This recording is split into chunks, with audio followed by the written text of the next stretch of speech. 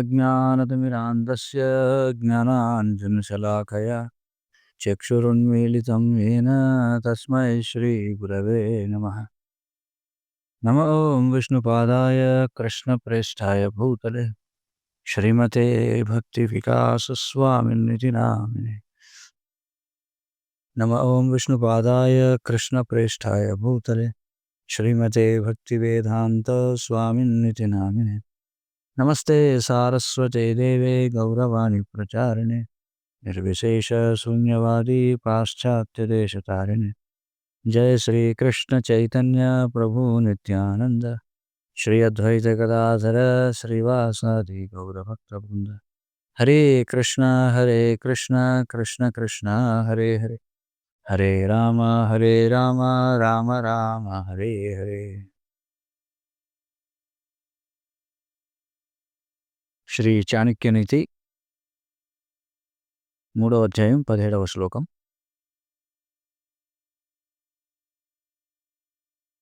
కిం జాతైర్బహుభిః పుత్రైః శోకసంతాపకారకైః వరమేకః కులాలంబీ యత్ర విశ్రామ్యతే కులం. కిం జాతైర్బహుభిః పుత్రైః శోకసంతాపకారకైః వరం ఏకః కులాలంబీ యత్ర విశ్రామ్యతే కులం.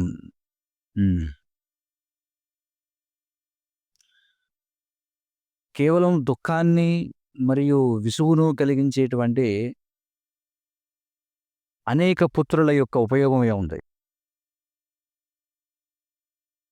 శుద్ధ భక్తుని యొక్క లక్షణాలు కలిగినటువంటి ఒక్క పుత్రుడు ఎవరైతే ఉంటాడో అతడు తన సమస్త కుటుంబానికి ఆధారంగాను ఆశ్రయంగాను నిలుస్తాడు అని చెప్పారు. భాష్యం. చాణక్య పండితుడు సంతానం అనే విషయాన్ని గురించి ఎన్నో శ్లోకాలను ఆయన రాయడం జరిగింది. ముఖ్యంగా ఏ విధమైనటువంటి సంతానాన్ని కలిగి ఉండాలి అనే దాని గురించి ఎన్నో శ్లోకాలు ఆయన నీతి శాస్త్రంలో రాశాడు. మరి శ్రీల ప్రభుపాదుల వారు తరచుగా మందలించినట్టుగా ఎవరంటే ప్రభుపాదుల వారు పిల్లల్ని కనడము అంటే వారిని కృష్ణ చైతన్యంలో పెంచడం అని, అంతేగాని ఈ 2 కాళ్ళ పశువులు లాంటి వాళ్ళని ఉత్పన్నం చేయడం కాదు అని చెప్పారు. అంటే 2 కాళ్ళు కలిగినటువంటి పిల్లుల్ని కుక్కల్ని ఉత్పత్తి చేయడం కాదు, సంతానాన్ని కనడం అంటే వారిని కృష్ణ చైతన్యంలో పెంచడం అని చెప్తారు.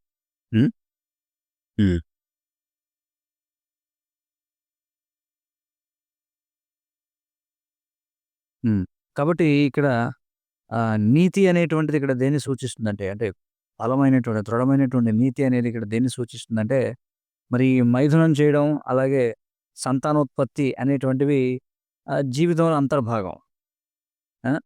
అందుచేత ధార్మికముగా వివాహితులైనటువంటి భార్యాభర్తల మధ్య జరిగేటువంటి సంయోగం ఏదైతుందో దానిని దేనికోసం వినియోగించాలంటే కుటుంబాన్ని ఉద్ధరించడానికి ఉపయోగించాలి, అంతేగాని స్వీయ పతానికి కాదు అని చెప్పంటున్నారు. ఎందుకంటే ఈ 2 జీవితంలో భాగం, సంభోగించడం అలాగే పునరుత్పత్తి చేయడం అనేటువంటివి. మరి వాటిని ధార్మికమైనటువంటి అంటే ధర్మబద్ధంగా వివాహితులైనటువంటి భార్యాభర్తలు దేనికోసం వినియోగించాలి దాన్ని అంటే కుటుంబం యొక్క ఉన్నతి కోసం ఉపయోగించాలి, అంతేగాని వ్యక్తిగత పతనం కోసం కాదు. కాబట్టి మనం చేసేటువంటి పనిని ఎలా చేస్తున్నాం అనేది ఇక్కడ ప్రశ్న అన్నమాట. ఈ అక్రమ మైథునం అనేటువంటిది ఏదైతే ఉందో అది కేవలం స్వీయ బంధనానికి మాత్రమే కారణం కాదు, అలాగే ఇది నాశనానికి కూడా కారణమవుతుంది, అలాగే సాంఘిక నాశనానికి కూడా కారణమవుతుంది. అక్రమ మైథునం అనేటువంటి కేవలం స్వీయ బంధనానికి స్వీయ నాశనానికి మాత్రమే కాకుండా సంఘం కూడా నాశనం అవడానికి ఇది కారణం.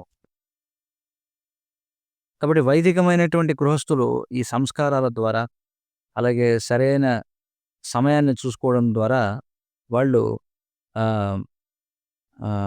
ఏమంటాం దీన్ని వాంఛితమైనటువంటి సంతానానికి వారు తల్లిదండ్రులు కాగలరు. వాంఛితమైనటువంటి సంతానం అంటే ఏమిటి? తల్లిదండ్రుల యొక్క సాంప్రదాయాలను ముందుకు తీసుకువెళ్ళే వారికి వాళ్ళు తల్లిదండ్రులు కాగలరు. ఎందుకంటే భగవద్గీతలో అర్జునుడు అవాంఛిత సంతానం గురించి మాట్లాడు. దాన్నే వర్ణ సంకరం అని చెప్పంటారు. కాబట్టి వర్ణ సంకరానికి కారణం కాకుండా ఉండాలి అంటే వైదికమైనటువంటి గృహస్థులు సంస్కారాల ద్వారా, సరైనటువంటి సమయాన్ని చూసుకోవడం ద్వారా వాళ్ళు తమ కుటుంబ సాంప్రదాయాలను ముందుకు తీసుకెళ్ళగలిగేటువంటి సంతానానికి తల్లిదండ్రులు కాగలుగుతారు. ఈ మన్మధుడు ఎవరైతే ఉన్నాడో అతన్ని వైదిక శాస్త్రాల్లో కామదేవ అని పిలుస్తారు. అతని యొక్క భార్యని రతిదేవి అని పిలుస్తారు.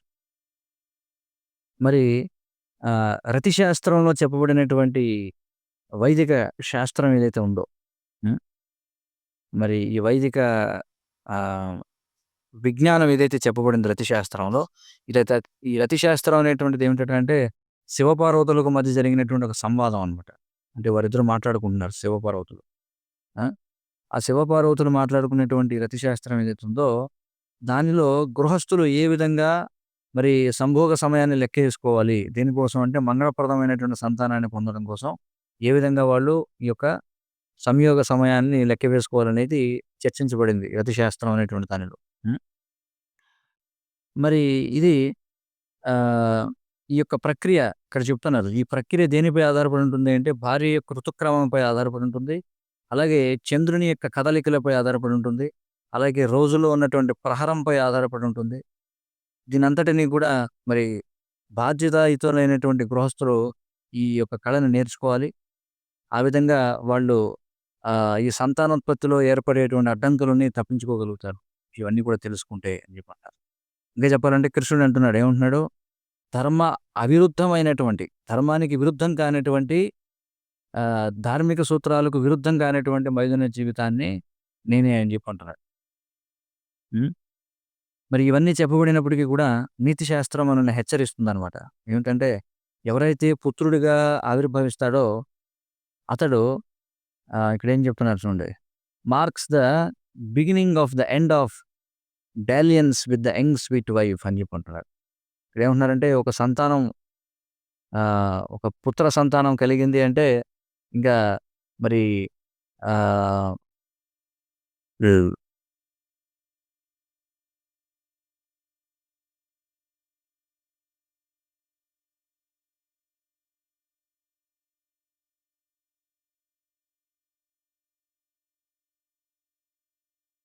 హ్మ్. ఇక్కడేం చెప్తున్నారంటే నీతి శాస్త్రం అలాగే హెచ్చరిస్తుందట. ఏమనంటే ఇక పుత్రుడు జన్మించాడు అంటే దాని అర్థం ఏమిటంటే యవ్వనంలో ఉన్నటువంటి మధురమైనటువంటి భార్యతో ఇక వ్యవహారాలు ముగిసినట్టే అని చెప్పి. గరుడ పురాణం నుంచి ఎవరు చాణక్య పండితుడు ప్రస్తావన చేస్తున్నాడు. అంటే ఇది వేరే రకంగా అనమాట. అంటే వ్యంగ్యంగా చెప్పడం అనమాట. వ్యంగ్యంగా ఏం చెప్పబడిందంటే శాస్త్రంలో పుత్ర సంతానము కలిగింది అంటే ఇక భర్తకి తన యవ్వనవతి అయినటువంటి భార్యతో ఇక ఆహ్, సరస సల్లాపాలు ముగింపుకొచ్చినట్టే అని చెప్పన్నారు. వ్యంగ్యంగా ఎలా వివరిస్తున్నారు చూడండి. ఏమంటున్నారంటే పుత్రుని కంటే సమానమైనటువంటి శత్రువు మరొకడు లేడు తండ్రికి అని చెప్పన్నారు. అంటే ఏ విధంగా చెప్తాను ఇక్కడ చూడండి. పుత్రుని కంటే పుత్రునితో సమానమైనటువంటి శత్రువు మరొకడు లేడట. ఎందుకని? మొట్టమొదట అతడు ఎప్పుడైతే పుత్ర సంతానం కలుగుతుందో వెంటనే భర్తపై భార్యకుండేటువంటి ఏకాగ్రత పోతుందట అక్కడితో. ఎందుకంటే ఆ పుత్రుడు ఏం చేస్తాడట భార్యకు భర్తపై ఉన్నటువంటి ఏకాగ్రతను దొంగలిస్తాడు. అలాగే పెరిగి పెద్దవాడవుతూ తండ్రి యొక్క సంపదను దొంగలిస్తాడట. ఆ! హ్మ్. అలాగే ఒకవేళ పుత్రుడు మరణించాడనుకోండి, తండ్రి యొక్క జీవితం కూడా అంతటితో ముగిసిపోతుంది అని చెప్పబడింది. ఇది వ్యంగ్యంగా చెప్పడం విషయాన్ని. తర్వాత 18వ శ్లోకం. లాలయేత్ పంచవర్షాణి దశ వర్షాణి తాడయేత్ ప్రాప్తే తు షోడశే వర్షే పుత్రే మిత్రవదాచరేత్. చూడండి. లాలయేత్ పంచవర్షాణి దశవర్షాణి తాడయేత్ ప్రాప్తే తు షోడశే వర్షే పుత్రే మిత్రవదాచరేత్ అని చెప్పారు. అంటే మీ పుత్రుడిని 5వ సంవత్సరం వచ్చే వరకు గారాబం చేయమంటున్నారు. తర్వాత 10 సంవత్సరాల పాటు వాడిని కఠినంగా క్రమశిక్షణలో పెట్టమంటున్నారు. అంటే 15వ సంవత్సరం వచ్చే వరకు కఠినమైనటువంటి క్రమశిక్షణలో పెట్టాలి. కానీ ఎప్పుడైతే అతడు 16 ఏండ్ల వయసొస్తుందో అతడిని స్నేహితుడిలాగా చూడాలి. ఆ! ఇక్కడేమంటున్నారంటే చాలా చిన్న వయసులో ఉన్నటువంటి పిల్లవాడిని క్రమశిక్షణలో పెట్టడం అనేది నిరుపయోగం అని చెప్పుకుంటున్నారు. అంటే 5 ఏళ్ల వయసు కూడా లేనటువంటి వాడిని క్రమశిక్షణలో పెట్టాలని చూడడంలో ఉపయోగం లేదు. ఎప్పుడైతే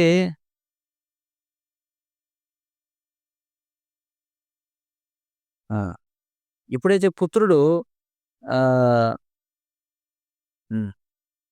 పుత్రుడు ఎప్పుడైతే ఈ యొక్క ఏమంటున్నారంటే ఆహ్, తన యొక్క యవ్వనం గడిచిపోతుందో టీన్ ఇయర్స్ అంటే 13-19 సంవత్సరాల వరకు ఎప్పుడైతే గడిచిపోతుందో, అప్పుడు తనను తాను ఏమనుకుంటాడంటే, నేను చాలా పెద్దవాడిని అయిపోయాను అనుకుంటాడట. నేను ఇంకెవరి దగ్గర నుంచి ఉపదేశం తీసుకోవాల్సిన అవసరం లేదని అనుకుంటాడట. ఎప్పుడు 13-19 ఏళ్ల వయసు దాటిపోయిన తర్వాత ప్రతి ఒక్కడు నేను చాలా పెద్దవాడిని అయిపోయాను. ఇక నేను ఎవరి దగ్గర నుంచి ఉపదేశం తీసుకోవాల్సిన అవసరం లేదని అనుకుంటాడట. ఆ! కాబట్టి క్రమశిక్షణ అంటే ఎవరి కోసం ఉందట అంటే 5-16 ఏళ్ల మధ్యలో ఉన్న వారికి క్రమశిక్షణ అనేది ఉందట. అంటే 5-16 ఏళ్ల మధ్యలో ఉన్న వాళ్ళని క్రమశిక్షణలో పెట్టాలి. అంటే వాళ్ళని కొట్టడం, తిట్టడం అన్నీ గూడా చేయాల్సినటువంటి వయసది. ఆ! మరి పిల్లల్ని కనడం అనేది గృహస్థుల యొక్క బాధ్యత అయినప్పటికీ కూడా ఆ! ఆహ్, ఈ తల్లిదండ్రులుగా ఈ పాత్రను స్వీకరించడం అనేది చాలా గొప్ప బాధ్యత. ఎందుకంటే అందులో ఎన్నో అనేకమైనటువంటి ప్రమాదాలున్నాయని చెప్పంటున్నారు. అదేను గదా! తల్లిదండ్రులుగా బాధ్యత తీసుకోవడం అంటే పిల్లలకి అది గొప్ప ప్రమాదాలతో కూడుకున్నటువంటి పని అని చెప్పుకుంటున్నారు. ఆ! కాబట్టి ఈ ఈ చాలా ప్రముఖమైనటువంటి ఉపదేశం ఏదైతే ఉందో ఇది శ్రీల ప్రభుపాదుల వారు తరచుగా ప్రస్తావన చేసేవారు దీని గురించి. ఆ! మరి ఈ ఉపదేశం ఎక్కడిది అంటే గరుడ పురాణం నుంచనమాట. ఆ!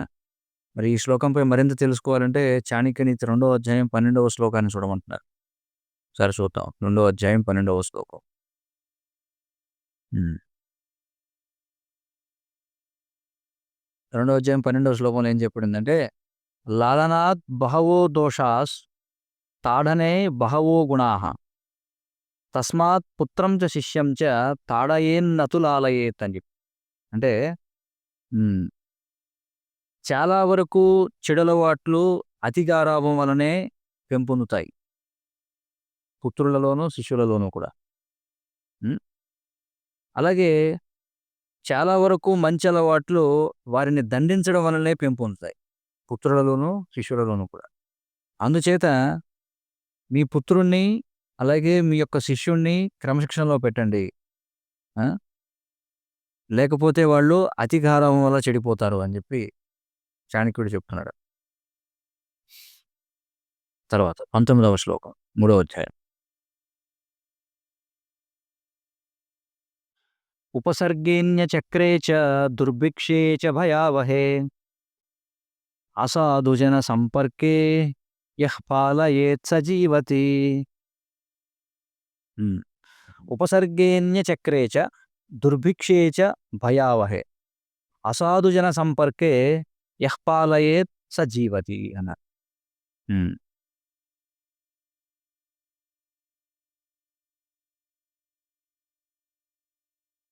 ఎవరు తన జీవితాన్ని అంటే ఎవరు మాత్రమే తమ జీవితాన్ని సంరక్షించుకోగలరు అని చెప్పి చెప్తున్నాడు. ఎవరు మాత్రమే తమ జీవితాన్ని సంరక్షించుకోగలరంటే హ్మ్.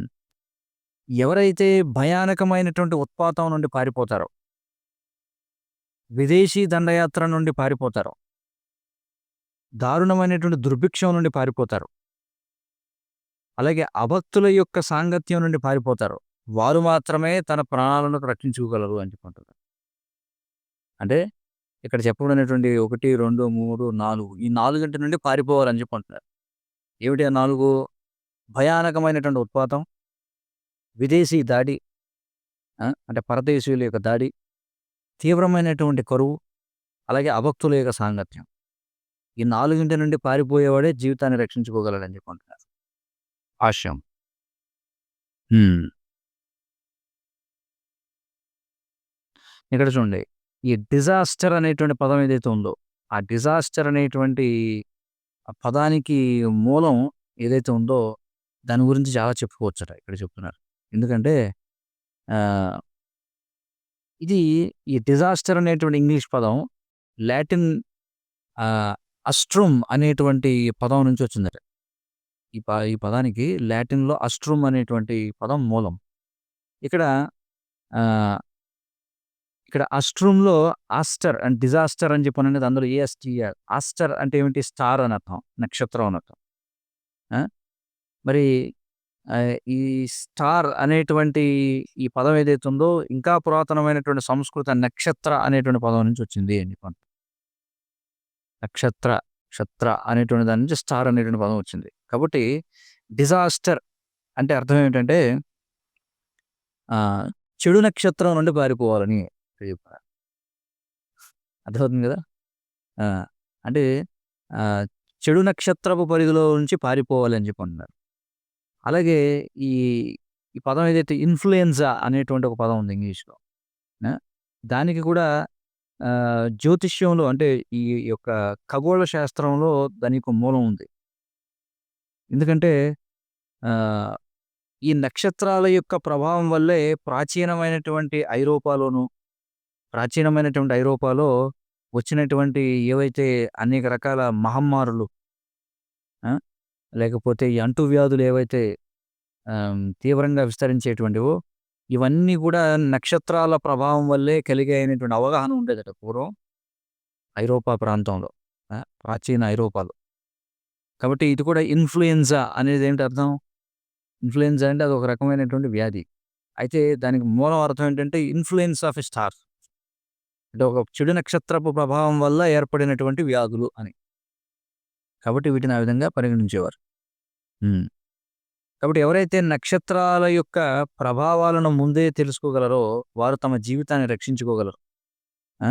ఆ యొక్క జరగకూడనటువంటి సన్నివేశం జరగకముందే తమను తాము రక్షించుకోగలరు. ఎవరు? నక్షత్రాల యొక్క ప్రభావాలను ముందుగానే తెలుసుకోగలిగిన వారు అని చెప్పంటున్నారు. ఇక మూడవ పంక్తిలో ఏమన్నారంటే, అసాధు జన సంపర్కే అని చెప్పన్నారు. అంటే ఈ అసాధువులైనటువంటి వాళ్ళు ఎవరైతే ఉన్నారంటే, అభక్తులైనటువంటి వారి యొక్క సాంగత్యం ఏదైతుందో, అది గొప్ప ఉత్పాతంతో సమానమైనటువంటి ప్రమాదంగా ఇక్కడ హెచ్చరించబడింది. అది ఒక గొప్ప ఉత్పాతం లాంటిదట. ఏది? అసత్సంగం. హ్మ్. అందుకే చైతన్య మహాప్రభు ఏమన్నారు? అసత్సంగచారి ఏయి వైష్ణవాచారి. వైష్ణవుని ఎలా గుర్తించాలని ఎవరు అడిగితే, ఆయన తిలకం పెట్టుకుంటాడు వాడు. లేకపోతే శిఖం ఉంటుంది. మెడలో కంఠిమాల ఉంటుంది. ధోవతి ధరించి ఉంటాడు. చేతిలో హరే కృష్ణ మహామంత్రం మాల ఉంటుంది. జపమాల ఉంటుంది. అయ్యేం చెప్పలా. వైష్ణవుని ఎలా గుర్తించాలని చెప్పగానే ఆయన ఏమన్నారు? అసత్సంగచారి ఏ వైష్ణవాచారి. అంటే ఈ అసత్సంగాన్ని విడిచిపెట్టేవాడే ఎవరైతే అసత్సంగాన్ని విడిచిపెట్టాడంటే వాడు వైష్ణవుడని చెప్పారు. 20వ శ్లోకం. ధర్మార్థకామ మోక్షాణం యస్యైకోపి న విద్యతే జన్మ జన్మని మర్త్యేషు మరణం తస్య కేవలం. హ్మ్. చూడండి ఇక్కడేమంటున్నారు. ధర్మార్థ కామ మోక్షాణం యస్యైకోపి న విద్యతే జన్మ జన్మని మర్త్యేషు మరణం తస్య కేవలం. చూడండి.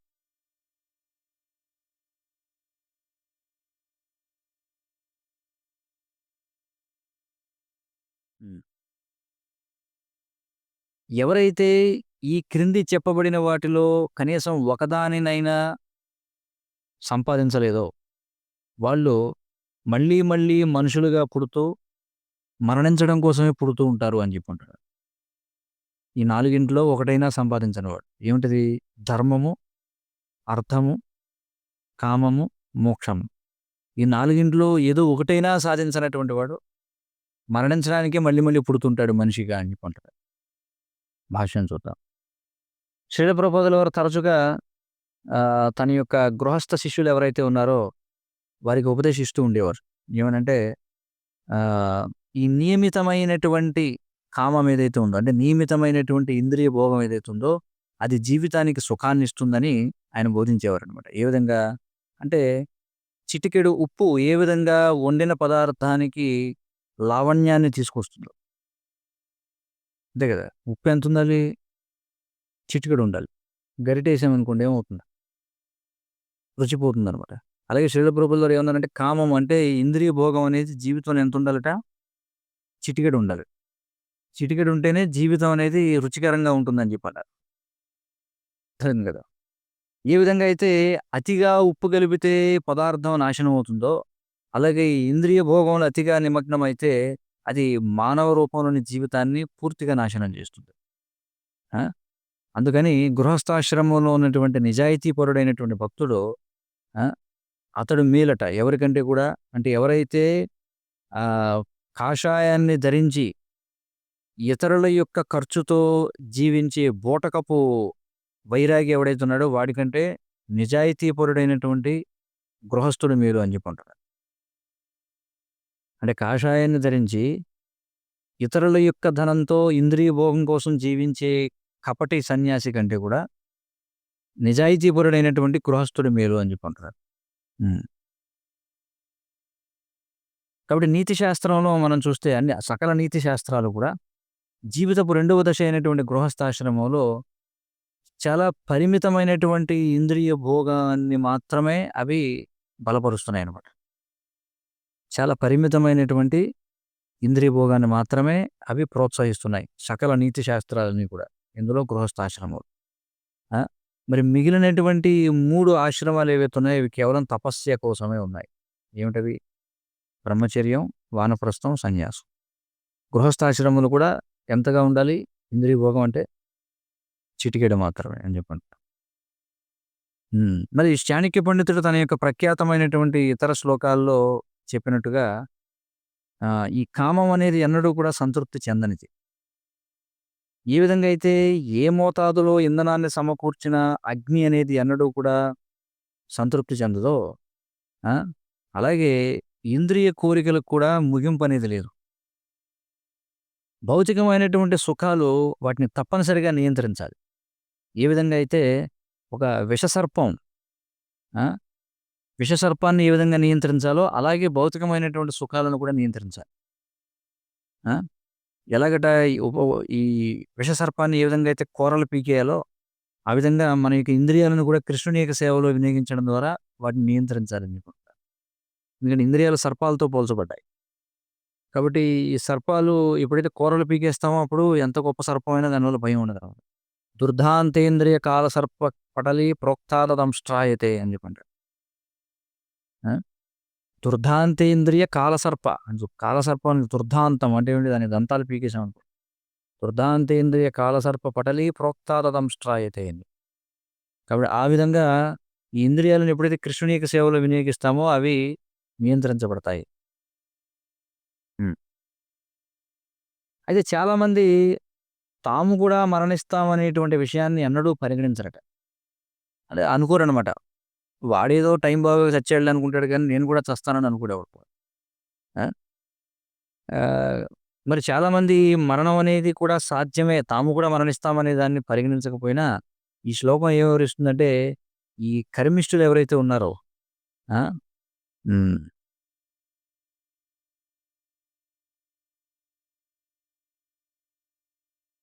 కాబట్టి వాళ్ళు కేవలం మరణించడం కోసమే జీవిస్తున్నారని చెప్పి అంటున్నారు. ఈ కర్మిష్టి వాడి యొక్క జీవితం యొక్క ప్రయోజనం ఏమిటట? మరణించడమే వాడి జీవితం యొక్క ప్రయోజనం అని చెప్పి అంటున్నారు. ఆ! హ్మ్.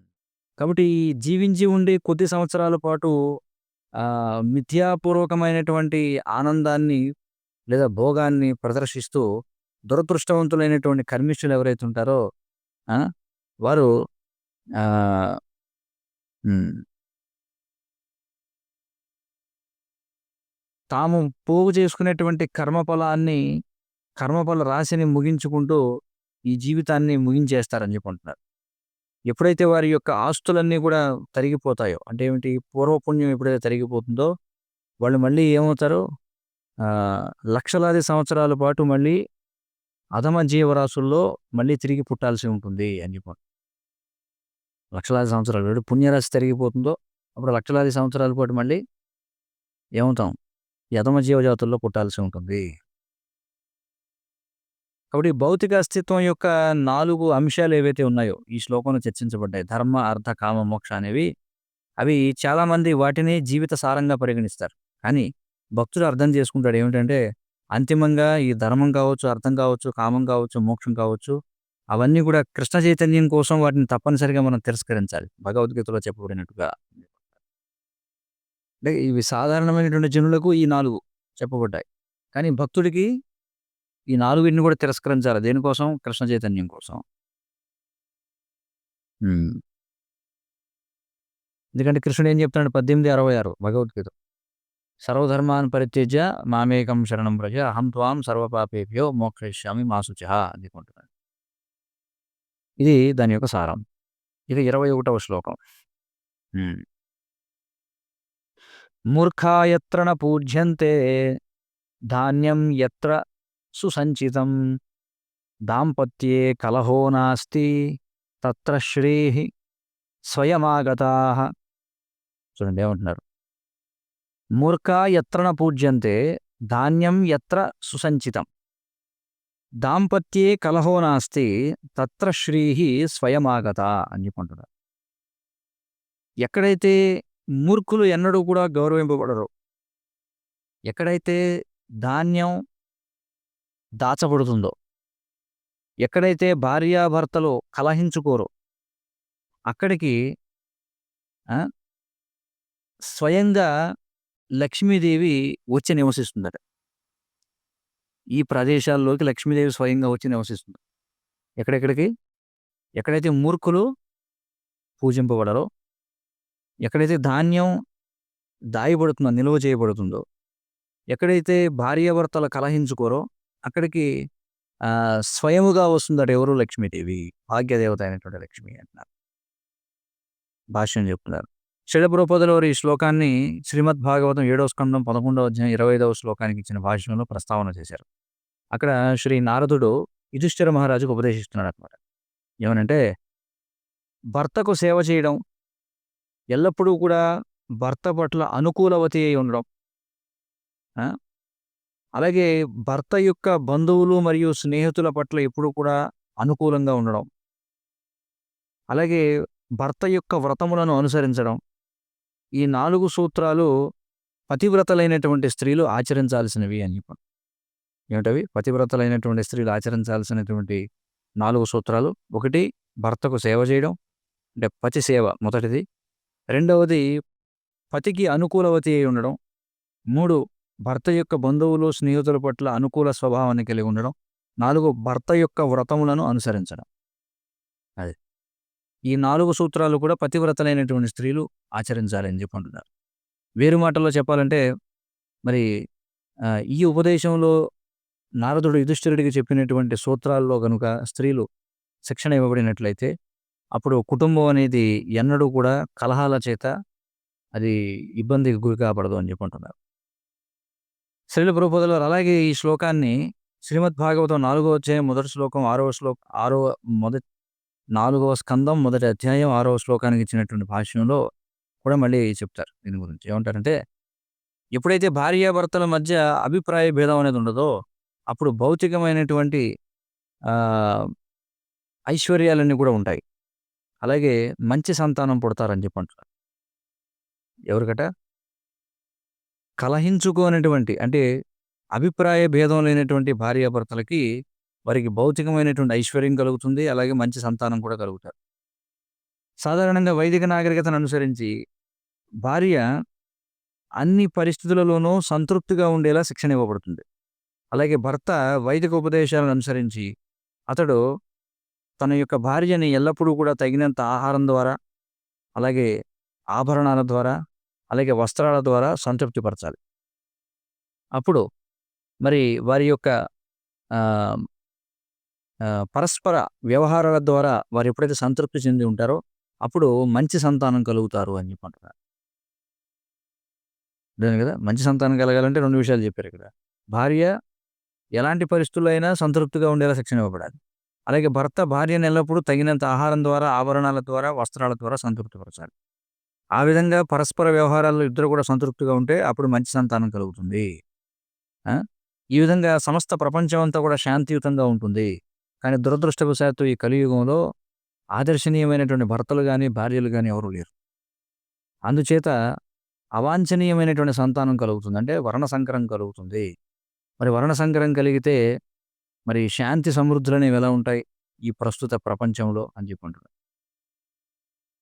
మళ్ళీ శ్రీల ప్రభుపాదుల భగవద్గీత 16వ అధ్యాయం 10వ శ్లోకంపై ఫిబ్రవరి 6వ తేదీ 1975 హవాయిలో ఇచ్చినటువంటి ప్రవచనంలో కూడా శ్రీల ప్రభుపాదుల చెప్పారు. ఏమన్నారంటే చాణక్య పండితుడు చెప్పినట్టుగా మీకు లౌకికమైనటువంటి ఆనందాన్ని కోరుకున్నట్లయితే అప్పుడు ఇవన్నీ కూడా అవసరం. ఏమిటవి? మొదటిది మూర్ఖులను, వెధవలను పూజించవద్దు. మొదటిదేమిటి? మూర్ఖులను, వెధవలను పూజించొద్దు. మూర్ఖా యత్ర న పూజ్యంతే ధాన్యం యత్ర సుసంచితం. అలాగే ఆహార ధాన్యాలని సక్రమంగా నిల్వ చేయాలి. ఇది వైదిక నాగరికత అంటే. ఆ! అంటే మీరు 3 నెలల పాటు పని చేస్తారు. ఆ! అంత ఏమి కష్టపడాల్సిందే ఉండదు మరీ ఎక్కువగా. కేవలం భూమిని దున్నాలి. అలాగే ధాన్యాన్ని విత్తాలి. ఆ! అంటే ఏదో ఒక ఆహార ధాన్యపు విత్తనాలు నాటాలి. తర్వాత 3 నెలల్లో అది ఎదుగుతుంది. మీకు కావలసినంత ఆహార ధాన్యాలు లభిస్తాయి. ఆహార ధాన్యాల్ని మీరు చాలా జాగ్రత్తగా నిలువ చేసుకోండి. అలాగే కొన్ని గోవులను కలిగి ఉండండి. ఇది లౌకికమైనటువంటి ఆనందానికి మూలము అని చెప్పి అంటున్నారు. హ్మ్. కాబట్టి ఈ శ్లోకంలో చెప్పబడినటువంటి 3 విషయాలకి మనం 4వ పంక్తిని కూడా చేర్చవచ్చుట. ఏమిటది? ఎక్కడైతే నారాయణుడు లేదా విష్ణువు పుణ్యవంతులైనటువంటి కుటుంబం చేత పూజింపబడతారో అనేది కూడా మనం చేర్చొచ్చు. ఎందుకంటే లక్ష్మీదేవి ఎన్నడూ కూడా తన భర్త యొక్క సంగం లేకుండా ఉండదు కాబట్టి. ఎక్కడ తన భర్త పూజింపబడతాడో అక్కడే లక్ష్మీదేవి ఉంటుంది కాబట్టి అని చెప్పన్నారు. ఆ! దీనితో 3వ అధ్యాయం ముగిసింది. ఇక 4వ అధ్యాయం.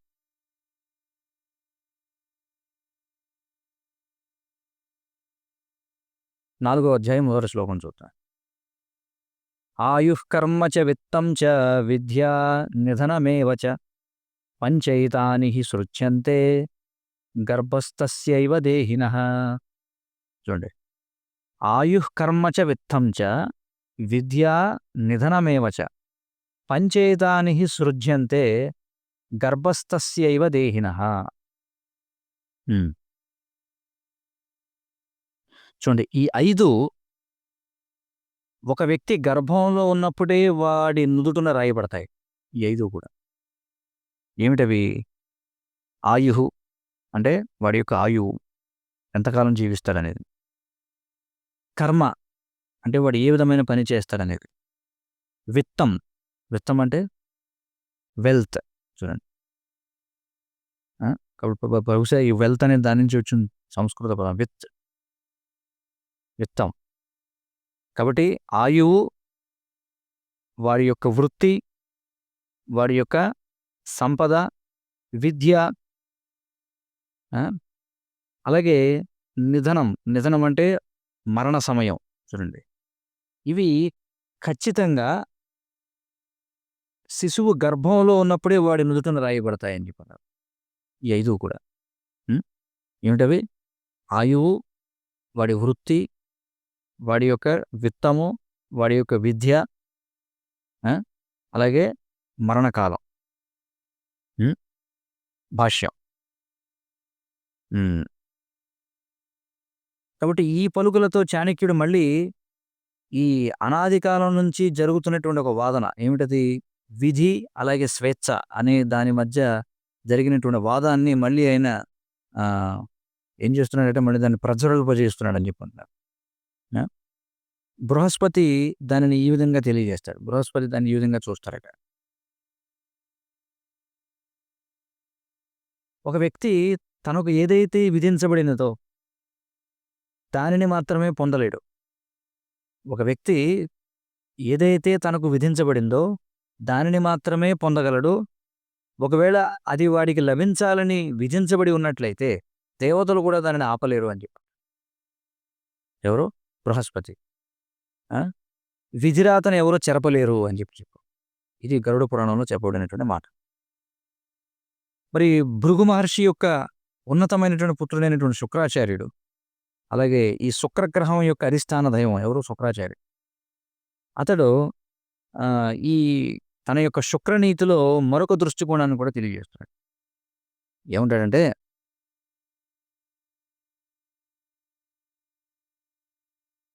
హ్మ్. తెలివైనటువంటి వారెవరైతే ఉన్నారో, ఎవరి యొక్క వ్యక్తిత్వాలు కీర్తించబడదగినవో, ఆ! వాళ్ళు ఈ పౌరుషము అనే దాన్ని చాలా గొప్పగా గౌరవిస్తారట. పౌరుషము అంటే ఏమిటి అంటే శక్తివంతంగా ప్రయత్నం చేయడం అనేటుంట. కృష్ణుడు ఏమంటాడు భగవద్గీతలో పౌరుషం నృషుః అని చెప్పి అంటాడు. అంటే ఒక వ్యక్తిలో ఉన్నటువంటి పౌరుషాన్ని నేనే. పౌరుషం అంటే ఏమిటి? ప్రయత్నం, సమర్థత. అది నేనే అని చెప్పి అంటున్నాడు కృష్ణుడు. కాబట్టి ఎవరైతే తెలివైనటువంటి వాళ్ళు అంటే మేధావులైనటువంటి వాళ్ళు ఎవరి యొక్క వ్యక్తిత్వాలైతే కీర్తింపదగినవో వారు గొప్పగా ఈ యొక్క పౌరుషాన్ని కీర్తిస్తారట. ఆ! బలహీనమైనటువంటి వారు మాత్రమే ఆహ్, హ్మ్. ఎవరైతే బలహీనమైనటువంటి వాళ్ళు, ఎవరైతే అసమర్థులైన వారు ఎవరైతే ఉంటారో, బలహీనులు, అసమర్థులు మాత్రమే దైవాన్ని లేకపోతే విధిని పూజిస్తారు అని చెప్పి అంటాడు శుక్రాచార్యుడు. పూజిస్తారు. అసమర్థులైనటువంటి వాళ్ళు మాత్రమే విధిని పూజిస్తారు అని చెప్పి అంటాడు. ఆ! ఏదైతే ఈ ప్రపంచంలో మనం పొందగలమో అవన్నీ కూడా విధి పైన, అలాగే మన యొక్క కృషి పైన ఆధారపడి ఉంటాయని చెప్పి అంటాడు. అంటే కేవలం విధి మాత్రమే కాదు, కృషి పైన కూడా ఆధారపడి ఉంటుంది. ఏది ఏదైతే మనం ఈ జీవితంలో పొందుతామో అది విధి పైన, అలాగే కృషి పైన రెండింటి పైన ఆధారపడి ఉంటుంది అని చెప్పి అంటాడు. ఆ! హ్మ్. హ్మ్.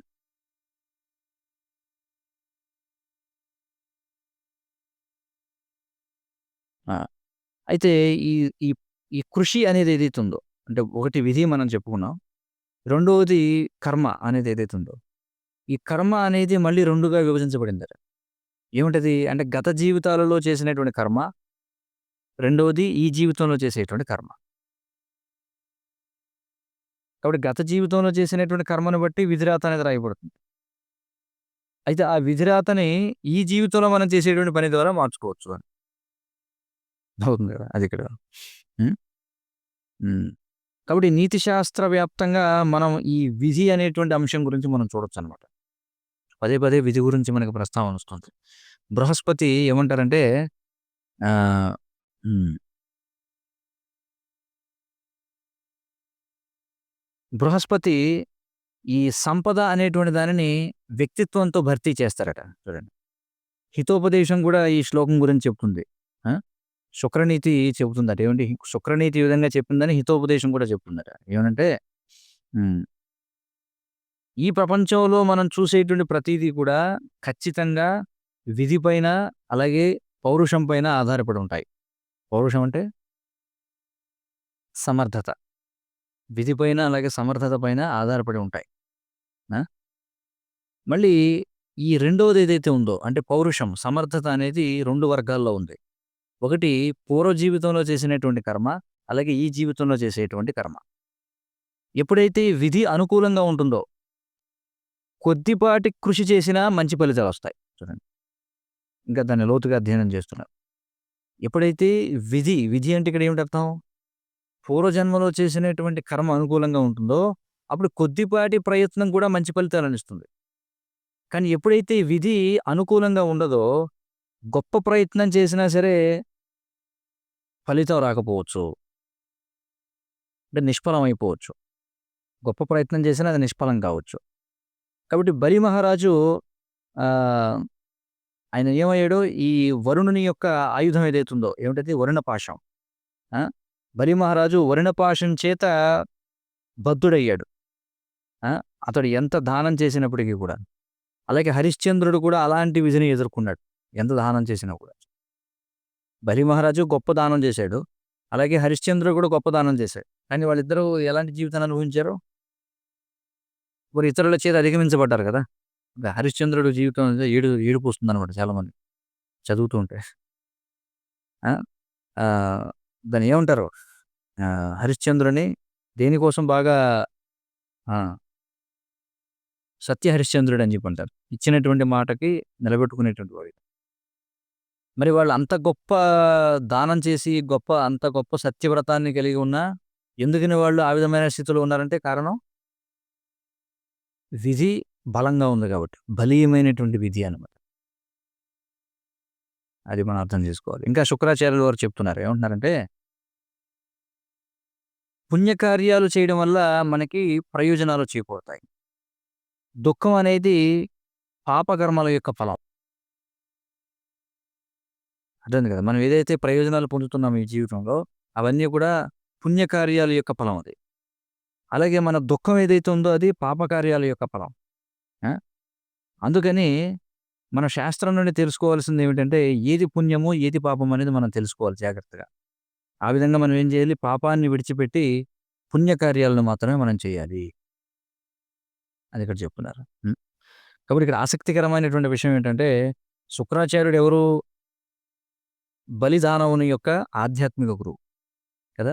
మరి ఆ బలిదానవుడు ఏం చేశాడు? తన గురువు యొక్క ఆదేశాన్ని తిరస్కరించాడు.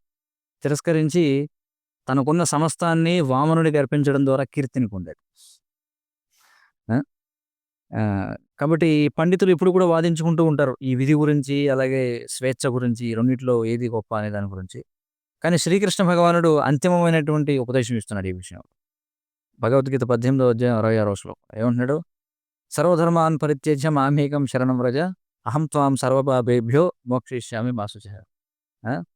నీకు దుఃఖం ఉన్నా, నీకు దుఃఖంలో ఉన్నా, నీకు పుణ్యం ఉన్నా నువ్వు నాకు శరణాగతి పొందని చెప్పి అంటున్నాడు. భక్తినాథ్ ఠాకూర్ అదే కదా అంటారు. సుఖే దుఃఖే ఆ! సుఖే ఠాకో, దుఃఖే ఠాకో సదా హరి హరి భోలే ఠాకో అని చెప్పి అంటారు. కాబట్టి నీకు కాలిరిగినా, లేకపోతే నీకు లంకి బింకి దొరికినా నువ్వేం చేయాలి? హరి హరి అని చెప్పి అనాలి. అది ఇక్కడ విషయం. ఆ! కాబట్టి శ్రీల ప్రభుపాదుల వారు చెప్పినటువంటి మాటలను మనం ఆశ్రయించి, మనం ఈ పురాతనమైనటువంటి చర్చ ఏదైతే ఉందో, ఈ విద్య, స్వేచ్ఛ అనే దానిలో మనకి స్పష్టమైనటువంటి అవగాహన వస్తుంది మనకి. హరిశౌరదాస్ రాసినటువంటి ఈ ట్రాన్సెండెంటల్ డైరీ అంటే శ్రీల ప్రభుపాదుల వారి యొక్క దైనందిన కార్యాల గురించి ఆయన రాసినటువంటి దీనిలో శ్రీల ప్రభుపాదుల వారు ఈ తరతరాల నుంచి వస్తున్నటువంటి పురాతనమైన చర్చ గురించి ఆయన కూడా కొన్ని తన అభిప్రాయాలను చెప్పారనమాట. ఆ! ఆహ్, జాంబియా అనేటువంటి దేశం నుండి లొసాకా అనే ప్రాంతం నుండి ఒక లైఫ్ మెంబర్ శ్రీల ప్రభుపాదుల వారికి లేఖ రాశాడట. ఆ! దేని గురించి లేఖ రాశాడు? ఆహ్, ఎప్పుడైతే హార్ట్ ట్రాన్స్‌ప్లాంటేషన్ జరుగుతుందో, అంటే ఒక గుండె తీసి ఇంకో గుండె బిగిస్తారు కదా! అది చేసినప్పుడు ఆహ్, అప్పటికే ఆ గుండెలో ఉన్నటువంటి ఆత్మ ఎవడి గుండె అయితే మనం తీసుకుంటున్నామో వాడి ఆత్మ చేత భర్తీ చేయబడుతుందా అని అడిగాడు. దానికి శ్రీల ప్రభుపాదుల వారు బదులిచ్చారు. ఏమనంటే ఆహ్, ఈ గుండె మార్పిడి వల్ల మనం జీవితాన్ని పొడిగించలేము ప్రభుపాదుల వారు అన్నారు. నువ్వు గుండె మార్చుకో, ఏవయవైనా మార్చుకో. గుండె మార్పిడి వల్ల నీ జీవితాన్ని పొడిగించలేవు. ఆ! నీ జీవన ఆయుర్దాయాన్ని నువ్వు పెంచలేవు. ఆ! బహుశా వ్యాధి నుండి నువ్వు కొంత ఉపశమనాన్ని పొందొచ్చు. అది వేరే విషయం. కానీ జీవన ఆయుర్దాయం అనేది ముందే విధించబడి ఉంటుంది. ఆ! మృత శరీరాన్ని మళ్ళీ మనం పునర్జీవింపజేయలేం. అదేవిధంగా ఒక వ్యక్తి ఔషధాల ద్వారా లేకపోతే గుండె మార్పిడి వలన జీవన ఆయుర్దాయాన్ని పొడిగించుకుంటున్నట్లుగా కనిపించొచ్చు. కానీ వాస్తవం అది కాదు. ఆ! ఒక వ్యక్తి ఆహ్, గుండె మార్పిడి తర్వాత 4 సంవత్సరాలు గనుక జీవించగలిగితే దాని అర్థం ఏమిటంటే ప్రకృతి నియమం వలన అతడు 4 సంవత్సరాల పాటు జీవించబడడానికి విధించబడ్డాడు. ఆ! అంటే దాని అర్థం గుండె మార్చినా, మార్చకపోయినా వాడు 4 సంవత్సరాలు జీవిస్తాడు. ఇది ప్రకృతి నియమం అని చెప్పి. కాబట్టి నువ్వు గుండె మార్చుకోవడం అనేది నీకు ఉపశమనం కోసం. నీ తృప్తి కోసం అది. నువ్వు ఒకవేళ గుండెని మార్చుకోకపోయినా నువ్వు 4 ఏళ్ళు బతుకుతావు. ఇక్కడ చెప్తున్నారు. ఎందుకంటే ప్రకృతి నియమాలు విధించాయి కాబట్టి. కాబట్టి ఈ గుండె మార్పిడి వల్ల ఏమిటి విలువ? ఆ! కేవలం యోగ ప్రక్రియ ద్వారా మాత్రమే వ్యక్తి తన జీవనాయుర్దాయాన్ని పెంచుకోగలడు. ఈ యొక్క శ్వాస ప్రక్రియని ఆపడం ద్వారా, సమాధిలో నెలకొనడం ద్వారా అప్పుడేమవుతుంది? ఈ శ్వాసకాలం అనేది దుర్వినియోగ పరపబడదు. ఆ విధంగా అదేమవుతుంది? మనిషి యొక్క ఆయుష్షుని పెంచుతుంది. అందుచేత విధి అనే దాన్ని మనం కేవలం భక్తియుత సేవ ద్వారా లేదా యోగ సాధన ద్వారా మాత్రమే మార్చగలం. విధిని ఏది మార్చగలదు? భక్తియుత సేవ గాని, యోగం మాత్రమే మార్చగలదు. లేదంటే నువ్వు ఏదైతే ఖచ్చితంగా అనుభవించాల్సి ఉందో అది నువ్వు అనుభవించాల్సిందే. ఏదైతే నువ్వు ఖచ్చితంగా భోగించాల్సి ఉందో దాన్ని నువ్వు భోగించాల్సిందే. కాబట్టి భక్తుడికి ఏదైనా కావచ్చు. ఇది అనుభవించేది కావచ్చు, భోగించేది కావచ్చు. అంటే దుఃఖం కావచ్చు, సుఖం కావచ్చు. దుఃఖం ఎదురైనా, సుఖం ఎదురైనా అతడు దాన్ని హరే కృష్ణ జపించడానికి అవకాశంగా తీసుకుంటాడు. ఆ! కాబట్టి కృష్ణుని యొక్క కృప వల్ల మన ఈ విధిని మార్చుకోవచ్చు. ఆ! అదే ఇక్కడ చెప్తున్నారు. కాబట్టి కృష్ణుని యొక్క కృప వలన మనం మన యొక్క విధిని మార్చుకోగలిగితే అది మంచిది అని చెప్పి. అలాగే భగవద్గీత 7వ అధ్యాయం 9వ శ్లోకానికి ఇచ్చినటువంటి భక్తి వేదాంత భాష్యంలో ప్రభుపాదుల వారు అదే విషయాన్ని మనకి చెప్తున్నారు. ఏమంటారంటే, మనిషి యొక్క జీవన ఆయుర్దాయం అనేది అది కూడా కృష్ణుడి కారణం చేతనే అని చెప్పి అంటున్నారు. అందుచేతనే కృష్ణుని యొక్క కృప వలన మనిషి తన జీవితాన్ని పొడిగించుకోవచ్చు, లేకపోతే దాన్ని ముగించేసుకోవచ్చు. కనుక కృష్ణ చైతన్యం అనేది జీవితంలోని ప్రతి రంగంలోనూ కూడా కృష్ణ చైతన్యం అనేది ప్రతి రంగంలో కూడా చాలా అది ఉత్సాహవంతమైనటువంటి సూత్రం పనిచేస్తుంది అని చెప్పంటారు. ఆ! అలాగే శ్రీల ప్రభుపాదుల వారు శ్రీమద్ భాగవతం 7వ స్కందం 6వ అధ్యాయం 4వ శ్లోకంపై ఇచ్చినటువంటి ఒక ప్రవచనంలో బృందావనంలో డిసెంబర్ 5వ తారీఖు 1975న ఈ ఆయువు యొక్క ఆహ్, ఈ ఏమంటారు క్షణిక తత్వం గురించి ఆ! దీని గురించి వివరించారన్నమాట. ప్రభుపాదుల వారు చెప్తున్నారు. ఆయుర్వ్యయః పరం అని చెప్పన్నారు. ఆయుర్వ్యయః ఈ జీవనాయుర్దాయం ఈ మనిషి జీవితం ఏదైతే ఉందో ఆ! ప్రహ్లాద మహారాజు ఆయన చెప్తున్నాడు. దుర్లభం మానుషం జన్మ అని చెప్పుకుంటున్నాడు. అంటే ఈ జీవితం చాలా చాలా ముఖ్యమైనది. ఎన్నో ఎన్నో జన్మల తర్వాత మనకి మానవ జన్మ లభించింది. కాబట్టి మీరు ఎల్లప్పుడూ కూడా గుర్తుంచుకోవాలి. ఈ జీవితంలో ప్రతి క్షణం కూడా చాలా ముఖ్యమైనది. చాణక్య పండితుడు ఉపదేశించినట్టుగా. ఎవరైనా దీన్ని అర్థం చేసుకోవచ్చు. ఆ! ఇక్కడ చెప్తున్నారు. చాణక్యుడు అతడేమి కృష్ణ చైతన్యవంతుడైన వ్యక్తి కాదు. కానీ అతడు ఒక రాజనీతిజ్ఞుడు. అతడొక ప్రధానమంత్రి. అతడంటాడు, "ఆయుషః క్షణమేకోపి నలభ్య స్వర్ణకోటిభిః" అంటాడు. కాబట్టి మీ జీవన ఆయుర్దాయం ఏదైతే ఉందో, మీకు ఇన్ని సంవత్సరాల పాటు జీవించాలని ఆయుర్దాయం నిశ్చయింపబడి ఉంటుంది. మీరు అంతకంటే ఎక్కువగా మీరు జీవించలేరు. మీకు సాధ్యం కాదు. ఆ! ఒకవేళ మీకు 50 సంవత్సరాల పాటు జీవనాయుర్దాయం అనేది నిర్ణయించబడి ఉంటే, మీరు 50 సంవత్సరాల పాటు మాత్రమే జీవించగలరు. అంతేగాని 100 ఏళ్ళు కాదు. ఇవన్నీ కూడా ముందే నిర్ణయించబడి ఉంటాయి. ఆ! కాబట్టి ఏమేమిటి ముందే నిర్ణయించబడి ఉంటాయి? ఇంతకుముందు మనం చెప్పుకున్నాం. గుర్తుందా? ఆయుః, వృత్తి, విత్తము, ఇంకేమిటి? విద్య, మరణకాలం అనేటువంటి 5. ఆ! హ్మ్.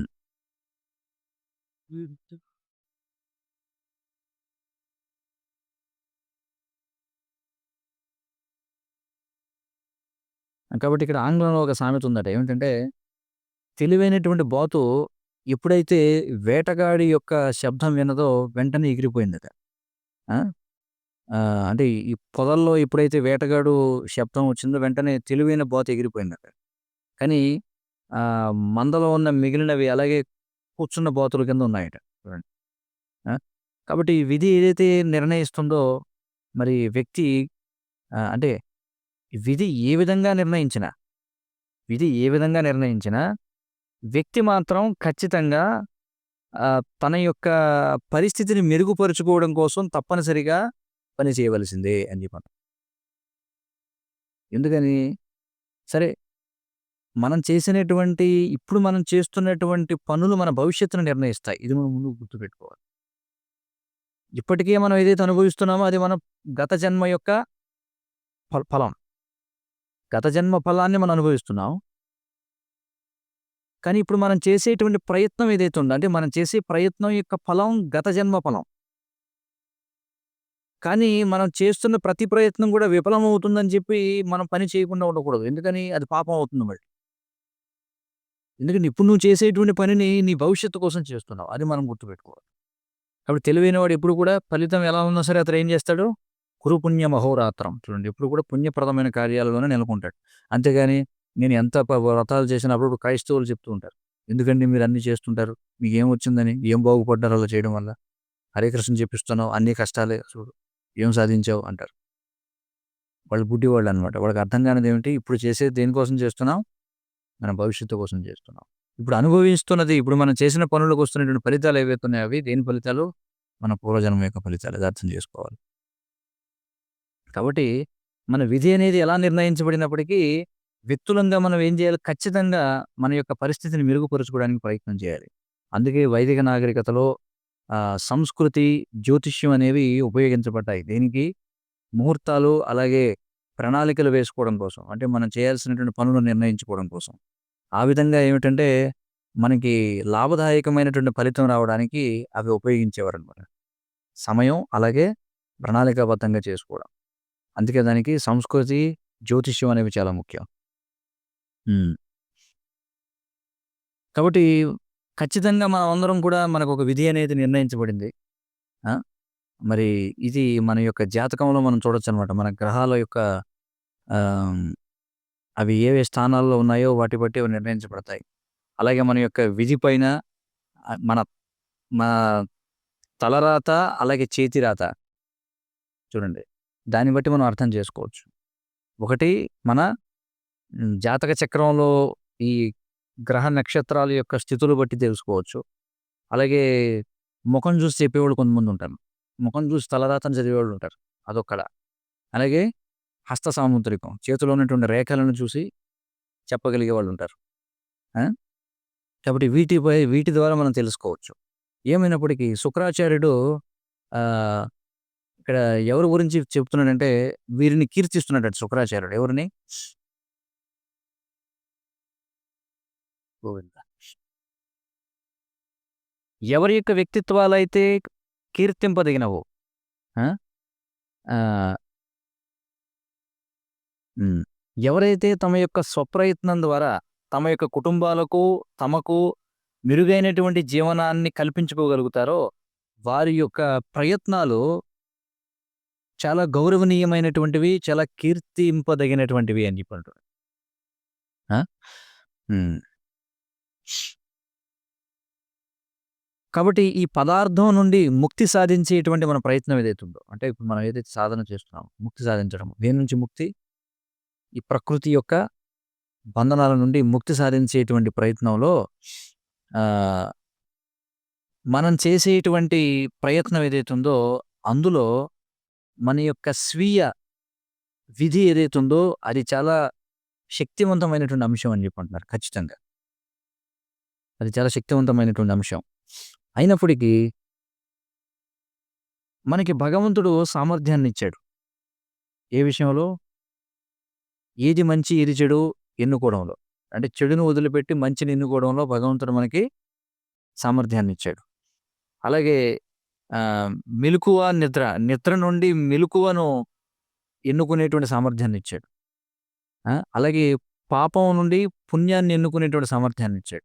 అలాగే నాస్తికత్వం నుండి భక్తిని ఎన్నుకునేటువంటి సామర్థ్యాన్నిచ్చాడు. హ్మ్. కాబట్టి ఈ స్వతంత్రం మన చేతిలోనే ఉంది. అంటే మనం ఎంత పాపాత్ములమైనా మన విధి ఎలా ఉన్నా కానీ, ఇప్పుడు మనకి ఉంది కదా అవకాశం. ఆ అవకాశాన్ని ఉపయోగించుకొని మనం దేన్ని ఎన్నుకోవాలి ఇక్కడ చెప్తున్నారు. ఆ! మంచిని ఎన్నుకోవాలి చెడునొదిలేసి. ఆ సామర్థ్యం ఇచ్చాడు. అలాగే ఆహ్, వేకువని ఎన్నుకోవచ్చు నిద్రని వదిలిపెట్టి. ఇంకేమంటున్నారు? పాపాన్ని వదిలిపెట్టి పుణ్యాన్ని ఎన్నుకోవచ్చు. అలాగే నాస్తికత్వాన్ని వదిలిపెట్టి భక్తిని ఎన్నుకునేటువంటి అవకాశాన్నిచ్చాడు.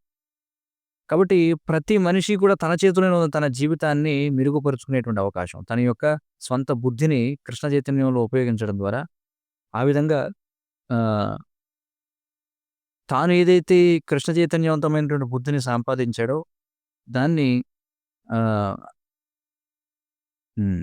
తన సాంగత్యాన్ని ప్రపంచవ్యాప్తంగా విస్తరించడానికి మనకి భగవంతుడు అవకాశం ఇచ్చాడు అని చెప్పి ఆ! కాబట్టి మనం ఏం చేయాలి? మన యొక్క సొంత బుద్ధిని ఉపయోగించుకొని కృష్ణ చైతన్యం ద్వారా మన జీవితాన్ని మెరుగుపరుచుకోవాలి. అలాగే మనం ఏదైతే ప్రయోజనాన్ని పొందామో, ఈ కృష్ణ చైతన్య సాంగత్యాన్ని పొందడం ద్వారా దాన్ని మనం ఇతరులకు కూడా పంచాలి అని చెప్పమంటున్నారు. ఆ! కేవలం మూర్ఖుడు మాత్రమే ఖాళీగా కూర్చొని ఆహ్, లక్ష్మీదేవి వచ్చి వీపు తట్టి పిలుస్తుందని వేచి చూస్తాడట. మూర్ఖుడు మాత్రమే ఏం చేస్తాడు? సరే నా విధి బాగోలేదని చెప్పి అలాగే కూర్చొని లక్ష్మీదేవి వస్తుంది కదా! అప్పుడు చూసుకుందాం అనుకుంటాడు. కాబట్టి కృష్ణుని యొక్క తీర్పు అంతిమమైనది. కృష్ణుడు అర్జునుడికి బోధిస్తున్నాడు. 4 అధ్యాయం భగవద్గీత 20-23 శ్లోకాల్లో. ఏమనంటే ఆహ్, పని చేయడం అనేది అవసరమైనప్పటికీ వ్యక్తి తన తాను చేసేటువంటి పని యొక్క ఫలితాల పట్ల ఆసక్తిని మాత్రం కలిగి ఉండకూడదని చెప్పాడు. పని చేయాలి మనం. కానీ ఫలితం పట్ల ఆసక్తి కలిగి ఉండకూడదు. ఎందుకంటే ఫలితం అనేది మన చేతిలో లేదు. ఫలితం అది దేనిపై ఆధారపడి ఉంటుంది? మన విధిపై ఆధారపడి ఉంటుంది. కాబట్టి దాని పట్ల ఆసక్తి ఉండకూడదు. ఆ! కాబట్టి మనకేదైతే లభించిందో దానితో సంతృప్తి చెందుతూ ఆహ్, మనం ఏం చేయాలి? యజమానిత్వాన్ని విడిచిపెట్టాలి. ఫలితంపై యజమానిత్వాన్ని విడిచిపెట్టాలి. పని చేస్తూ ఉన్నప్పుడు కూడా భక్తుడు ఈ ద్వంద్వాలను దాటాలి అని చెప్పంటున్నారు. ద్వంద్వాలను దాటి విజయంలోనూ, పరాజయంలోనూ కూడా స్థిరంగా ఉండాలి. తన యొక్క మనసును ఈ యొక్క దివ్యత్వంలో దాన్ని నెలకొల్పి ఆ! అంటే ఈ భూమిపై ఉన్నప్పటికి కూడా, భూమిపై ఉండి ప్రయత్నం చేస్తున్నప్పటికి కూడా మనసుని మాత్రం దివ్యత్వంపై లగ్నం చేయాలి. ఆ! ఆ విధంగా ఇదే జీవితంలో ఆధ్యాత్మిక తలాన్ని మనం చేరుకోవచ్చని చెప్పి కృష్ణుడు అంటున్నాడు. ఆ తర్వాత మరు జన్మలో భక్తుడు ఏం చేస్తాడు? భగవద్ధామాన్ని పొందుతాడు అని చెప్పి చెప్తున్నాడు. ఆ! ఏమిటి ఆ శ్లోకం? యస్య సర్వే సమారంభాః కామ సంకల్పవర్జితాః. ఆ! జ్ఞానాగ్నిదగ్ధ కర్మాణం జ్ఞానాగ్నిదగ్ధ కర్మాణం తమాహుః పండితం బుధాః అని చెప్పి చెప్పబడింది. ఎవరు పూర్తి జ్ఞానంలో ఉన్నవాడిగా అర్థం చేసుకోబడతారంటే, ఎవరి ప్రయత్నం అయితే ఇంద్రియ భోగ కోరిక లేకుండా ఉంటుందో. అంటే తాను చేసినటువంటి పని యొక్క ఫలితాన్ని తానే భోగించాలనేటువంటి కోరిక లేకుండా ఎవరైతే పని చేస్తాడో, వాడు పూర్తి జ్ఞానంలో ఉన్నవాడిగా చెప్పబడతాడు. అతడు ఋషుల చేత ఏం చెప్పబడింది అంటే, ఋషులు అలాంటి వాడిని ఏమంటున్నారంటే, అతని యొక్క కర్మ ఫలాలన్నీ కూడా జ్ఞానాగ్ని చేత దగ్ధమైపోయిన వాడిగా చెప్పబడతాడట. ఎందుకంటే అతడు ఏం చేస్తాడు? కర్తవ్యం, బాధ్యతగా చేస్తాడంతే. అంతేగాని ఫలితం మీద ఆసక్తి ఉండదు. అలాంటి వాడు పూర్తి జ్ఞానంలో ఉన్నవాడిగా చెప్పబడతాడు. వాడి యొక్క ఆహ్, కర్మ ఫలితాలన్నీ కూడా జ్ఞానాగ్ని చేత దగ్ధమైపోయినట్టుగా చెప్పబడుతుంది అని చెప్పి చెప్తున్నారు. హరే కృష్ణ, హరే కృష్ణ, కృష్ణ కృష్ణ హరే హరే. హరే రామ, హరే రామ, రామ రామ హరే. శ్రీ చాణక్య నీతి की जय, శ్రీ చాణక్య పండితుని की जय, శ్రీల ప్రభుపాద की जय. संसार दावानन्दलीलोका प्राणाय कारुण्य घनाघनत्यम् सकलनगुणार्णवस्य वन्दे गुरश्रीचरणारविन्दम्